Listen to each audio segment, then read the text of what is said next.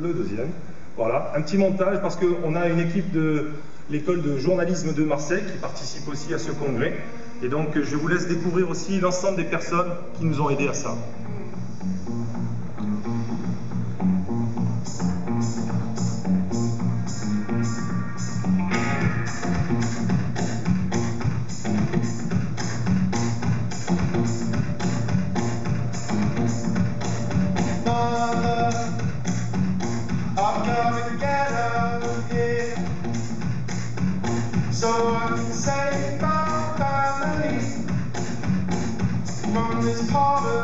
Voilà, c'est une rupture antéro-supérieure, et les ruptures antéro-supérieures, comme l'a montré Solène Lien, sont celles qui nous posent le plus de problèmes. Mais celles-ci étaient anciennes, et je crois que quand elles sont anciennes, elles sont plus faciles à traiter. Donc ce monsieur est arrivé à mon cabinet au mois de décembre, en levant son bras comme ça. Il était comme ça depuis 2 ans. Et donc là, c'était avant la première séance. Et là, vous le voyez avant la 10e séance. Donc c'est-à-dire 4 ou 5 jours après la séance précédente. Hein, donc c'est pas un résultat qui est obtenu seulement pour 5 minutes. Et qui est enseignante, qui a des cervicalgies sur un canal cervical étroit avec une barre ostéophytique C5, C6. Des compressions radiculaires. On a fait l'inverse, on a fait la pressothérapie et le drainage manuel, puis on a refait une pressothérapie derrière. Mise en place très simple, la patiente est dans cette position, la main est en bas pour augmenter la pression veineuse. 1000 manières de faire, par exemple un bracelet au niveau du poignet. De là on part sur la face dorsale, ça va être tout autographique. On va prendre la main une fois, on va la prendre... Overview of physiotherapy in Australia. Physiotherapy education began at the University of Melbourne, my university, in 1895, with the first formal program beginning in 1906, following the founding of the association. Other programs followed, as you can see, and by 19... récepteur proprioceptif dans le ligament coraco-acromial. Donc pas un machin qui est là par hasard, il a une fonction, il est intégré dans le dispositif de contrôle moteur. En d'autres termes, ce ligament coraco-acromial va nous fournir en quelque sorte. Et puis voilà, supraépineux, regardez ce qu'il y a dans le supraépineux ici. Regardez ce qu'il y a dans le sous-scapulaire en avant ici. Ce sont... C'est bien. Et c'est une articulation qui est peu portante, sauf dans certains sports, si on peut appeler ce sport. L'articulation la moins cotée, comme j'ai dit, c'est l'articulation la plus oubliée, que ce soit du point de vue diagnostique, du point de vue chirurgical, radiologique, rééducation et orthèse. Vous savez tous que le coude est le moins coté. On peut passer 3 heures, 4 heures en chirurgie du coude pour une fracture suzeraine intercondylienne. Dans l'ancienne cotation, c'est payé 100 €. Pour donner une idée, aux États-Unis, c'est $20 000. And you see a very small amount of distal movement of the median nerve for a large amount of finger tendon movement.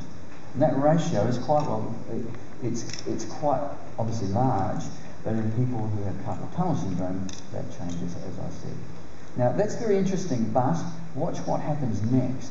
This is a thing we call structural differentiation when we move a nerve with significant emphasis on the nerve whilst not moving other structures. Now that there is emphasizing the median nerve at the wrist. Qui peuvent compléter ou suppléer le test de marche de Simon. Donc par exemple le test d'endurance sur vélo qui se situe à 75% de la PMAX, donc évaluée lors des preuves d'effort.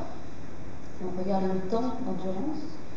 Il y a également le test d'escalier qui a été validé et le test de stepper. Alors le test d'escalier il se fait vraiment dans la vie courante, c'est-à-dire dans un vrai escalier. Say reverse prosthesis, but doesn't carry any weight when you talk to the focus study. You guys have been doing it for a long time. Donc, est-ce que tout le monde comprend ou... C'est difficile. C'est difficile, c'est vrai qu'il y a un anglais particulier, parce que même pour moi qui ai un peu l'habitude, c'est pas facile. Am I too fast? Lors de leur inclusion à l'étude, donc on s'aperçoit ici que pour chacun des paramètres, c'est-à-dire le sexe, l'âge, le poids, la taille, l'indice de masse corporelle, les différences entre les deux groupes donc, ne sont pas significatives, ce qui nous indique que les deux groupes sont assez homogènes, donc tout à fait comparables. Maintenant, donc on arrive au résultat, c'est fonctionnel. Pour la douleur et pour les croyances de peur et évitement, on a des résultats un peu plus mitigés, c'est-à-dire que pour la douleur, on a également une amélioration de notre score de l'EVA avant, après, et à 3 mois et à 6 mois après, pour les 2 groupes de traitement. Directement sur la peau, et on ne va pas faire des tensionnements avec ça. Ça, c'est pour bien traiter la peau, non? Pour la protéger. Alors, on va faire ça. Okay. Maintenant, je vais dessiner la rotule comme ça que ceux qui sont un peu proches, ils arrivent à voir ce que je suis en train de faire. Donc, la rotule, elle est ici, en bas du taping. Hein. Et vous avez vu au niveau du cortex préfrontal. Souvenez-vous, le cortex préfrontal, c'est celui qui va aider dans la prise de décision. Donc manifestement, tous ces centres vont s'allumer parce que le cortex préfrontal ne fait plus son...